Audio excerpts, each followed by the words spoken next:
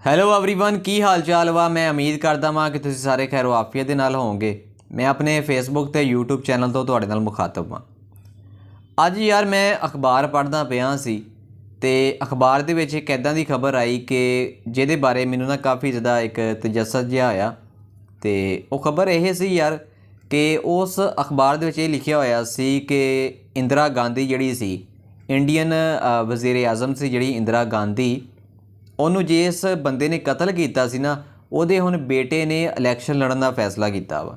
ਮੈਨੂੰ ਕਾफ़ੀ ਜ਼ਿਆਦਾ ਹੈਰਾਨਗੀ ਹੋਈ ਕਿ ਉਹਨੇ ਇਹ ਹੁਣ ਪਹਿਲੀ ਦफ़ਾ ਇਲੈਕਸ਼ਨ ਲੜਨ ਦਾ ਫੈਸਲਾ ਨਹੀਂ ਕੀਤਾ। ਇਸ ਤੋਂ ਪਹਿਲਾਂ ਵੀ ਉਹਨੇ 2-3 ਦफ़ਾ ਇਲੈਕਸ਼ਨ ਲੜਨ ਦਾ ਫੈਸਲਾ ਕੀਤਾ ਸੀ, ਬਲਕਿ ਇਲੈਕਸ਼ਨ ਲੜਿਆ ਸੀ ਲੇਕਿਨ ਉਹ ਕਾਮਯਾਬ ਨਹੀਂ ਹੋ ਸਕਿਆ ਸੀ।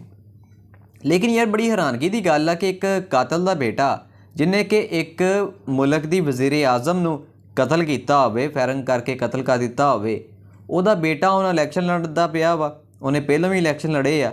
ਬੜੀ ਮੈਨੂੰ ਹੈਰਾਨਗੀ ਹੋਈ ਯਾਰ ਇਹ ਖਬਰ ਪੜ੍ਹ ਕੇ।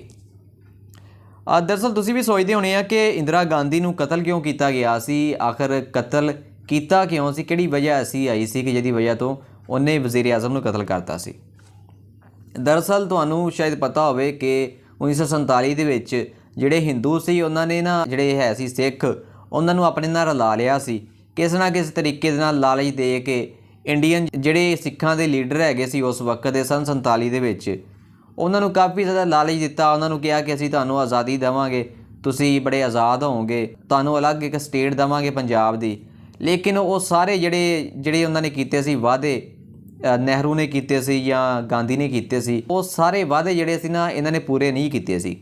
ਇਹੀ ਨਤੀਜਾ ਸੀ ਕਿ ਆਜ਼ਾਦੀ ਹਾਸਲ ਕਰਨ ਤੋਂ ਥੋੜ੍ਹੇ ਚਿਰ ਬਾਅਦ ਹੀ ਹਿੰਦੂਆਂ ਦੇ ਅਤੇ ਸਿੱਖਾਂ ਦੇ ਜਿਹੜੇ ਮਸਲੇ ਮਸਾਇਲ ਪੈਦਾ ਹੋ ਗਏ ਸੀ। ਜਿਹੜੇ ਸਿੱਖ ਸੀ ਉਹ ਖੁਸ਼ ਨਹੀਂ ਸੀ ਕਿਉਂਕਿ ਜਿਹੜੇ ਹਿੰਦੂ ਸੀ ਉਹਨਾਂ ਨੇ ਇੱਕ ਵਾਰੀ ਤਾਂ ਇਹਨਾਂ ਨੂੰ ਨਾਲ ਲਾ ਲਿਆ ਸੀ, ਲੇਕਿਨ ਬਾਅਦ 'ਚੋਂ ਨਾ ਉਹ ਜਿਹੜੇ ਸੀ ਵਾਅਦੇ ਵਫਾ ਉਹਨਾਂ ਨੇ ਨਹੀਂ ਕੀਤੇ। ਖੈਰ ਇੰਡੀਅਨ ਪੰਜਾਬ ਸੀ ਜਿਹੜਾ, ਉਹਦੇ ਕੁਝ ਪਾਣੀ ਦੇ ਰੌਲੇ ਪੈ ਗਏ ਦੂਜੀਆਂ ਰਿਆਸਤਾਂ ਦੇ ਨਾਲ, ਅਤੇ ਇਹ ਮਸਲੇ ਮਸਾਇਲ ਵੱਧਦੇ ਬਾਅਦ 'ਚ ਸਨ 1984 ਆ ਗਿਆ। 1984 ਦੇ ਵਿੱਚ ਇੱਕ ਜਰਨੈਲ ਸਿੰਘ ਭਿੰਡਰਾਂਵਾਲਾ ਸੀ, ਉਹ ਜਿਹੜਾ ਸੀ ਨਾ ਉਹਨੇ ਇਹ ਕਿਹਾ ਸੀ ਕਿ ਸਾਡੇ ਜਿਹੜੇ ਆ ਵਾਅਦੇ ਸਾਡੇ ਨਾਲ ਕੀਤੇ ਸੀ ਸਾਡੇ ਲੀਡਰਾਂ ਦੇ ਨਾਲ, ਉਹ ਵਾਅਦੇ ਤੁਸੀਂ ਪੂਰੇ ਕਰੋ। ਉਸ ਟਾਈਮ ਕਾਂਗਰਸ ਦੀ ਹੁਕੂਮਤ ਸੀ ਅਤੇ ਇੰਡੀਆ ਦੀ ਜਿਹੜੀ ਵਜ਼ੀਰ ਆਜ਼ਮ ਸੀ ਉਹ ਜਵਾਹਰ ਲਾਲ ਨਹਿਰੂ ਦੀ ਜਿਹੜੀ ਬੇਟੀ ਸੀ ਇੰਦਰਾ ਗਾਂਧੀ, ਉਹ ਸੀ। ਉਹ ਉਸ ਟਾਈਮ ਵਜ਼ੀਰ ਆਜ਼ਮ ਸੀ। ਉਹਦੇ ਨਾਲ ਕਾफ़ੀ ਜ਼ਿਆਦਾ ਉਹਨਾਂ ਨੇ ਗੱਲਾਂ ਕੀਤੀਆਂ ਸੀ ਕਿ ਸਾਡੇ ਜਿਹੜੇ ਵਾਅਦੇ ਸਾਡੇ ਨਾਲ ਕੀਤੇ ਸੀ ਉਹ ਸਾਡੇ ਵਾਅਦੇ ਪੂਰੇ ਕੀਤੇ ਜਾਣ। ਸਾਨੂੰ ਪਾਣੀ, ਇੰਡੀਅਨ ਪੰਜਾਬ ਨੂੰ ਜਿਹੜਾ ਸਾਡਾ ਤੁਹਾਡੇ ਨਾਲ ਮੁਖਤਸ ਹੋਇਆ ਸੀ ਕਿ ਇੰਨਾ ਪਾਣੀ ਸਾਨੂੰ ਤੁਸੀਂ ਦਿਓਗੇ, ਉਹ ਸਾਡੀਆਂ ਜ਼ਮੀਨਾਂ ਨੂੰ ਦਿਓ। ਲੇਕਿਨ ਕੁਛ ਵੀ ਅਮਲ ਦਰਾਮਦ ਨਹੀਂ ਹੋ ਰਿਹਾ ਸੀ ਅਤੇ ਆਖਰਕਾਰ ਜਿਹੜੇ ਇਹ ਹੈਗੇ ਸੀ ਜਰਨੈਲ ਸਿੰਘ ਭਿੰਡਰਾਂਵਾਲਾ, ਇਹਨਾਂ ਨੇ ਮਜ਼ਾਮਤ ਸ਼ੁਰੂ ਕਰਤੀ ਅਤੇ ਬਾਅਦ 'ਚੋਂ ਇਹਨਾਂ ਨੇ ਜਿਹੜਾ ਅੰਮ੍ਰਿਤਸਰ ਦੇ ਵਿੱਚ ਹੈਗਾ ਵਾ ਦਰਬਾਰ ਸਾਹਿਬ, ਇੰਡੀਆ ਦੇ ਜਿਹੜੇ ਸਿੱਖ ਵਾ ਜਾਂ ਪੂਰੀ ਦੁਨੀਆ ਦੇ ਜਿੰਨੇ ਵੀ ਸਿੱਖ ਵਾ ਉਹਨਾਂ ਵਾਸਤੇ ਜਿਹੜਾ ਦਰਬਾਰ ਸਾਹਿਬ ਵਾ ਨਾ, ਇਹ ਬਹੁਤ ਜ਼ਿਆਦਾ ਇੱਕ ਮੁਕੱਦਸ ਜਗ੍ਹਾ ਵਾ।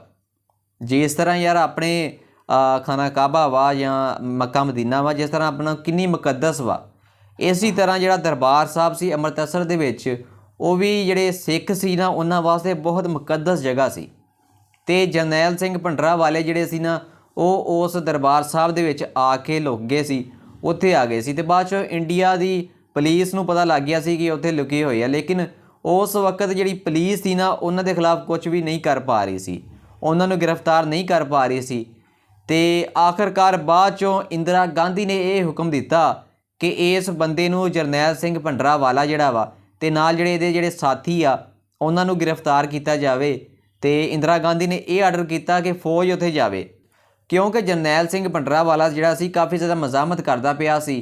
ਅਤੇ ਬਾਅਦ 'ਚੋਂ ਇੰਡੀਆ ਦੀ ਜਿਹੜੀ ਆਰਮੀ ਆ ਉਹਨੇ ਦਰਬਾਰ ਸਾਹਿਬ 'ਤੇ ਹਮਲਾ ਕੀਤਾ ਅਤੇ ਇੰਡੀਆ ਦੀ ਜਿਹੜੀ ਇਹ ਮੁਕੱਦਸ ਜਿਹੜੀ ਜਗ੍ਹਾ ਸੀ ਇਹਦੀ ਬੇਹਰਮਤੀ ਕੀਤੀ ਸੀ।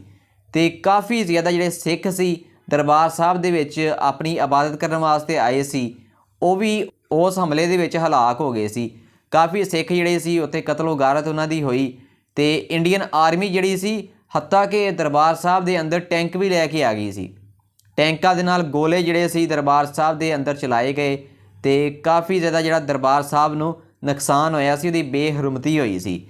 ਅਤੇ ਜਿਹੜੇ ਸਿੱਖ ਹੈਗੇ ਸੀ ਉਹ ਇਹ ਚੀਜ਼ ਵੇਖ ਕੇ ਨਾ ਕਾफ़ੀ ਜ਼ਿਆਦਾ ਦੁਖੀ ਹੋਏ ਸੀ, ਕਾफ़ੀ ਉਹਨਾਂ ਨੂੰ ਦੁੱਖ ਹੋਇਆ ਸੀ ਕਿ ਇੰਡੀਆ ਦੀ ਆਰਮੀ ਨੇ ਕੀ ਕੀਤਾ ਵਾ, ਇੰਦਰਾ ਗਾਂਧੀ ਨੇ ਇਹ ਕਿਉਂ ਹੁਕਮ ਦਿੱਤਾ ਕਿ ਇੰਡੀਅਨ ਆਰਮੀ ਉੱਥੇ ਜਾ ਕੇ ਹਮਲਾ ਕਰੇ, ਜਰਨੈਲ ਸਿੰਘ ਭਿੰਡਰਾਂ ਵਾਲੇ ਨੂੰ ਇਸ ਤਰ੍ਹਾਂ ਗ੍ਰਿਫਤਾਰ ਕਰੇ। ਕਿਸੇ ਹੋਰ ਤਰੀਕੇ ਦੇ ਨਾਲ ਵੀ ਕੋਈ ਡਾਇਲੋਗ ਵੀ ਕਰ ਸਕਦੇ ਸੀ, ਮੁਜ਼ਾਕਰਾਤ ਵੀ ਕਰ ਸਕਦੇ ਸੀ, ਲੇਕਿਨ ਇਹ ਹੁਕਮ ਕਿਉਂ ਜਾਰੀ ਕੀਤਾ ਕਿ ਇੰਡੀਅਨ ਆਰਮੀ ਜਾ ਕੇ ਉੱਥੇ ਜਾ ਕੇ ਕਤਲੋਗਾਰਤ ਕਰੇ।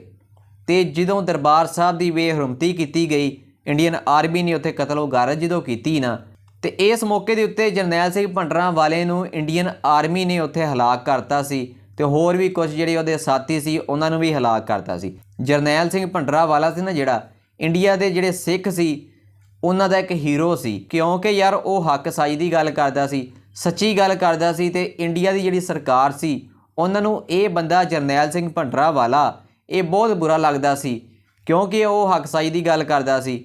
ਲੇਕਿਨ ਇਹੀ ਗੱਲ ਸੀ ਕਿ ਜਰਨੈਲ ਸਿੰਘ ਭਿੰਡਰਾਂ ਵਾਲੇ ਨੂੰ ਬਾਅਦ 'ਚੋਂ ਦਰਬਾਰ ਸਾਹਿਬ ਦੇ ਅੰਦਰ ਹਲਾਕ ਕਰਤਾ। ਸਭ ਤੋਂ ਵੱਡੀ ਗੱਲ ਇਹ ਕਿ ਇੱਕ ਮੁਕੱਦਸ ਜਗ੍ਹਾ ਦੀ ਬੇਹਰਮਤੀ ਕੀਤੀ ਗਈ, ਇਹ ਸਿੱਖਾਂ ਕੋਲੋਂ ਦੇਖੀ ਨਹੀਂ ਗਈ ਸੀ। ਸਿੱਖ ਕੌਮ ਜਿਹੜੀ ਸੀ ਕਾਂਗਰਸ ਦੇ ਕਾਫੀ ਜ਼ਿਆਦਾ ਖਿਲਾਫ ਹੋ ਚੁੱਕੀ ਸੀ, ਇੰਦਰਾ ਗਾਂਧੀ ਨੂੰ ਬਹੁਤ ਬੁਰਾ ਭਲਾ ਕਹਿੰਦੀ ਸੀ, ਕਿਉਂਕਿ ਇਹ ਕੋਈ ਕੰਮ ਚੰਗਾ ਤਾਂ ਨਹੀਂ ਹੈ ਯਾਰ ਕਿ ਕਿਸੇ ਦੀ ਮੁਕੱਦਸ ਜਗ੍ਹਾ 'ਤੇ ਜਿੱਥੇ ਲੋਕ ਇਬਾਦਤ ਕਰਦੇ ਆ ਉੱਥੇ ਤੁਸੀਂ ਟੈਂਕ ਭੇਜ ਦਿਓ, ਗੋਲੇਬਾਰੀ ਕਰੋ ਉੱਥੇ, ਇਹ ਤਾਂ ਕੋਈ ਗੱਲ ਨਹੀਂ ਹੈਗੀ। ਇਸ ਤੋਂ ਬਾਅਦ 'ਚ ਦੋਸਤੋ ਇੰਡੀਆ ਦੇ ਸਿੱਖਾਂ ਨੇ ਕਾਫੀ ਜ਼ਿਆਦਾ ਇਹਤਜਾਜ ਵੀ ਕੀਤਾ ਸੀ, ਕਿਉਂਕਿ ਕਾਫੀ ਜ਼ਿਆਦਾ ਕਤਲੋਗਾਰਤ ਹੋਈ ਸੀ। ਕੁਝ ਲੋਕ ਦੂਰ ਦੂਰ ਇਲਾਕਿਆਂ 'ਚੋਂ ਆਏ ਸੀ ਦਰਬਾਰ ਸਾਹਿਬ ਦੇ ਵਿੱਚ ਇਬਾਦਤ ਕਰਨ ਵਾਸਤੇ, ਉਹ ਵੀ ਉੱਥੇ ਹਲਾਕ ਹੋ ਗਏ ਸੀ ਉਸ ਹਮਲੇ ਦੇ ਦੌਰਾਨ। ਜਦੋਂ ਸਿੱਖਾਂ ਨੇ ਇਹ ਚੀਜ਼ ਵੇਖੀ ਨਾ ਤੇ ਸਿੱਖਾਂ ਦੇ ਵਿੱਚ ਕਾਫੀ ਜ਼ਿਆਦਾ ਗੁੱਸਾ ਪੈਦਾ ਹੋ ਗਿਆ। ਸਿੱਖ ਚਾਹੁੰਦੇ ਸੀ ਕਿ ਇੰਦਰਾ ਗਾਂਧੀ ਦਾ ਕੁਛ ਨਾ ਕੁਛ ਕੀਤਾ ਜਾਵੇ। ਤੇ ਇਹ ਵੀ ਹੈਰਾਨਗੀ ਦੀ ਗੱਲ ਆ ਕਿ ਇੰਦਰਾ ਗਾਂਧੀ ਜਿਹੜੀ ਵਜ਼ੀਰ ਆਜ਼ਮ ਸੀ ਉਹਦੇ ਜਿਹੜੇ ਬੋਡੀਗਾਰਡ ਹੈਗੇ ਸੀ ਨਾ ਉਹ ਵੀ 2 ਸਿੱਖ ਸੀ। ਤੇ ਉਹ ਦੋਵੇਂ ਬੋਡੀਗਾਰਡਾਂ ਨੇ ਇਹ ਫੈਸਲਾ ਕੀਤਾ ਕਿ ਅਸੀਂ ਜਿਹੜੀ ਇੰਦਰਾ ਗਾਂਧੀ ਨੂੰ ਕਤਲ ਕਰ ਦਈਏ। ਤੇ ਉਹੀ ਹੋਇਆ, ਉਹਨਾਂ ਨੇ ਦਿੱਲੀ ਦੇ ਵਿੱਚ ਵਜ਼ੀਰ ਆਜ਼ਮ ਹਾਊਸ ਦੇ ਵਿੱਚ ਇੰਦਰਾ ਗਾਂਧੀ ਦੇ ਉੱਤੇ ਫਾਇਰਿੰਗ ਕਰਕੇ ਇੰਦਰਾ ਗਾਂਧੀ ਨੂੰ ਹਲਾਕ ਕੀਤਾ। ਬਹੁਤ ਗੋਲੀਆਂ ਇੰਦਰਾ ਗਾਂਧੀ ਨੂੰ ਮਾਰੀਆਂ ਤੇ ਇੰਦਰਾ ਗਾਂਧੀ ਨੂੰ ਹਲਾਕ ਕੀਤਾ। ਜਦੋਂ ਉਸ ਤੋਂ ਬਾਅਦ 'ਚੋਂ ਇੰਦਰਾ ਗਾਂਧੀ ਦੀ ਜਿਹੜੀ ਹੋਰ ਸਿਕਿਉਰਟੀ ਹੈਗੀ ਸੀ, ਜਿਹੜੀ ਉੱਥੇ ਇੰਦਰਾ ਗਾਂਧੀ ਦੀ ਸਿਕਿਉਰਟੀ ਕਰਦੇ ਸੀ, ਉਹਨਾਂ ਨੇ ਬਾਅਦ 'ਚੋਂ ਉਹ ਦੋਵੇਂ ਸਿੱਖ ਬੋਡੀਗਾਰਡ ਸੀ ਉਹਨਾਂ ਨੂੰ ਮੌਕੇ 'ਤੇ ਹੀ ਕਤਲ ਕਰ ਦਿੱਤਾ ਸੀ। ਫਾਇਰਿੰਗ ਕਰਕੇ ਉਹਨਾਂ ਨੂੰ ਮੌਕੇ 'ਤੇ ਕਤਲ ਕਰ ਦਿੱਤਾ ਸੀ। ਤੇ ਜਦੋਂ ਇੰਦਰਾ ਗਾਂਧੀ ਨੂੰ ਕਤਲ ਕੀਤਾ ਗਿਆ ਨਾ, ਉਸ ਵਕਤ ਕਾਫੀ ਜ਼ਿਆਦਾ ਦਿੱਲੀ ਸ਼ਹਿਰ ਦੇ ਵਿੱਚ, ਪੂਰੇ ਇੰਡੀਆ ਦੇ ਵਿੱਚ ਕਾਫੀ ਜ਼ਿਆਦਾ ਕਤਲੋਗਾਰਤ ਹੋਈ ਤੇ ਹਿੰਦੂਆਂ ਦੇ ਤੇ ਸਿੱਖਾਂ ਦੇ ਦਰਮਿਆਨ ਜਿਹੜੇ ਸੀ ਨਫ਼ਰਤਾਂ ਜਿਹੜੀਆਂ ਬੜੀ ਅਰੂਜ ਦੇ ਵਿੱਚ ਪਹੁੰਚ ਗਈਆਂ ਸੀ। ਸਿੱਖ ਜਿਹੜੇ ਸੀ ਲੁਕਦੇ ਫਿਰਦੇ ਸੀ, ਕਈ ਸਿੱਖ ਜਿਹੜੇ ਸੀ ਆਪਣੇ ਵਾਲ ਕਟਾਈ ਜਾਂਦੇ ਸੀ ਕਿ ਅਸੀਂ ਹਿੰਦੂਆਂ ਤਰ੍ਹਾਂ ਨਜ਼ਰ ਆਈਏ। ਉਹਦੀ ਵਜ੍ਹਾ ਇਹ ਸੀ ਕਿ ਜਿਹੜੇ ਹਿੰਦੂ ਵੇਖਦੇ ਸੀ ਕਿ ਇਹ ਸਿੱਖ ਵਾ, ਉਹਨੂੰ ਉੱਥੇ ਹੀ ਕਤਲ ਕਰਦੇ ਸੀ, ਜ਼ਿੰਦਾ ਜਲਾ ਦਿੰਦੇ ਹੁੰਦੇ ਸੀ, ਕਿਉਂਕਿ ਹਿੰਦੂ ਕਹਿੰਦੇ ਸੀ ਕਿ ਇਹਨਾਂ ਨੇ ਸਾਡੀ ਵਜ਼ੀਰ ਆਜ਼ਮ ਜਿਹੜੀ ਇੰਦਰਾ ਗਾਂਧੀ ਇਹਨਾਂ ਨੂੰ ਹਲਾਕ ਕੀਤਾ। ਇਸ ਵਜ੍ਹਾ ਤੋਂ ਕਾਫੀ ਜ਼ਿਆਦਾ ਦੰਗੇ ਫਸਾਦ ਹੋਏ ਸੀ। ਇਹ ਸਨ 1984 ਦੇ ਵਿੱਚ ਹੀ ਸਾਰਾ ਕੁਝ ਹੋਇਆ, ਕਿਉਂਕਿ 1 ਜੂਨ 1984 ਦੇ ਵਿੱਚ ਨਾ ਇੰਦਰਾ ਗਾਂਧੀ ਨੇ ਹੁਕਮ ਦਿੱਤਾ ਸੀ ਕਿ ਇੰਡੀਅਨ ਆਰਮੀ ਜਿਹੜੀ ਹੈ ਦਰਬਾਰ ਸਾਹਿਬ 'ਤੇ ਹਮਲਾ ਕਰੇ। ਇਹ ਹਮਲਾ ਜਿਹੜਾ 8 ਦਿਨ ਤੱਕ ਜਾਰੀ ਰਿਹਾ ਸੀ। 5 ਮਹੀਨਿਆਂ ਬਾਅਦ ਅਕਤੂਬਰ 1984 ਦੇ ਵਿੱਚ ਇੰਦਰਾ ਗਾਂਧੀ ਨੂੰ 2 ਸਿੱਖ ਬੋਡੀਗਾਰਡਾਂ ਨੇ ਹਲਾਕ ਕਰਤਾ ਸੀ। ਇਸ ਤਰ੍ਹਾਂ ਇਹ ਸਾਰਾ ਜਿਹੜਾ ਕੰਮ ਹੋਇਆ ਇਹ 1984 ਦੇ ਵਿੱਚ ਹੀ ਹੋਇਆ, ਉਸੇ ਸਾਲ ਦੇ ਵਿੱਚ ਹੀ ਹੋਇਆ ਵਾ। ਕਾਫੀ ਜ਼ਿਆਦਾ ਸਿੱਖ ਜਿਹੜੇ ਸੀ ਇਸ ਵਾक़ੇ ਦੀ ਵਜ੍ਹਾ ਤੋਂ ਕਾਫੀ ਜ਼ਿਆਦਾ ਉਹਨਾਂ ਦੀਆਂ ਜਾਨਾਂ ਗਈਆਂ ਸੀ। ਤੇ ਤੁਸੀਂ ਹੁਣ ਵੇਖਦੇ ਆ ਨਾ ਕਿ ਅਮਰੀਕਾ, ਕੈਨੇਡਾ, ਜਰਮਨੀ, ਫਰਾਂਸ, ਜਿੰਨੇ ਵੀ ਯੂਰਪੀ ਮੁਲਕ ਹੈਗੇ ਆ, ਇੱਥੇ ਸਿੱਖਾਂ ਦੀ ਤਾਦਾਦ ਕਿਉਂ ਜ਼ਿਆਦਾ ਵਾ? ਵਜ੍ਹਾ ਸਿਰਫ ਇਹੀ ਆ ਕਿ 1984 ਦੇ ਵਿੱਚ ਜਦੋਂ ਇੱਦਾਂ ਦਾ ਮਾਹੌਲ ਪੈਦਾ ਹੋ ਗਿਆ ਸੀ, ਕਤਲੋਗਾਰਤ ਆਮ ਹੋ ਗਈ ਸੀ ਤੇ ਕਾਫੀ ਜ਼ਿਆਦਾ ਜਿਹੜੇ ਸਿੱਖ ਹੈਗੇ ਸੀ ਆਪਣੀਆਂ ਜ਼ਮੀਨਾਂ ਵੇਚ ਕੇ ਯੂਰਪੀ ਮੁਲਕਾਂ ਦੇ ਵਿੱਚ ਚਲੇ ਗਏ ਸੀ, ਕਿਉਂਕਿ ਯੂਰਪੀ ਮੁਲਕ ਉਹਨਾਂ ਨੂੰ ਕਹਿੰਦੇ ਸੀ ਕਿ ਤੁਸੀਂ ਸਾਡੇ ਮੁਲਕਾਂ ਦੇ ਵਿੱਚ ਆ ਜਾਓ। ਇਹਨਾਂ ਨੇ ਆਪਣੀ ਜਾਨ ਬਚਾਈ ਉਸ ਵਕਤ ਤੇ ਇਹ ਯੂਰਪੀ ਮੁਲਕਾਂ ਦੇ ਵਿੱਚ ਜਾ ਕੇ ਸੈਟਲ ਹੋ ਗਏ। ਤੇ ਤੁਸੀਂ ਇਹ ਵੀ ਵੇਖਦੇ ਆ ਕਿ ਖਾਲਿਸਤਾਨ ਦੀ ਜਦੋਂ ਤਹਿਰੀਕ ਉੱਠੀ ਆ ਤੇ ਖਾਸ ਤੌਰ ਤੇ ਯੂਰਪੀ ਮੁਲਕਾਂ ਦੇ ਵਿੱਚ ਕਾਫੀ ਜ਼ਿਆਦਾ ਰੈਫਰੈਂਡਮ ਹੁੰਦੇ ਆ। ਇਹੀ ਵਜ੍ਹਾ ਵਾ ਕਿ ਰੈਫਰੈਂਡਮ ਉੱਥੇ ਹੁੰਦੇ ਆ। ਨਾਲ ਤੁਹਾਨੂੰ ਮੈਂ ਯਾਰ ਦੱਸਾਂ ਕਿ ਉਹ ਜਿਹੜਾ ਬੇਅੰਤ ਸਿੰਘ ਸੀ, ਜਿਹੜਾ ਇੰਦਰਾ ਗਾਂਧੀ ਦਾ ਬੋਡੀਗਾਰਡ ਸੀ, ਉਹਦਾ ਮੁੰਡਾ ਹੁਣ ਇਲੈਕਸ਼ਨ ਲੜਦਾ ਪਿਆ ਵਾ। 2004 ਦੇ ਵਿੱਚ ਬੇਅੰਤ ਸਿੰਘ ਦਾ ਜਿਹੜਾ ਮੁੰਡਾ ਵਾ ਉਹਨੇ ਇਲੈਕਸ਼ਨ ਪਹਿਲੀ ਵਾਰੀ ਬਠਿੰਡੇ ਤੋਂ ਲੜਿਆ ਸੀ, ਲੇਕਿਨ ਉਦੋਂ ਵੀ ਉਹ ਜਿੱਤ ਨਹੀਂ ਸਕਿਆ ਸੀ। ਬਾਅਦ 'ਚ 2008 ਦੇ ਵਿੱਚ ਉਹਨੇ ਇਲੈਕਸ਼ਨ ਲੜਿਆ, ਫਿਰ ਵੀ ਨਹੀਂ ਉਹ ਜਿੱਤ ਸਕਿਆ।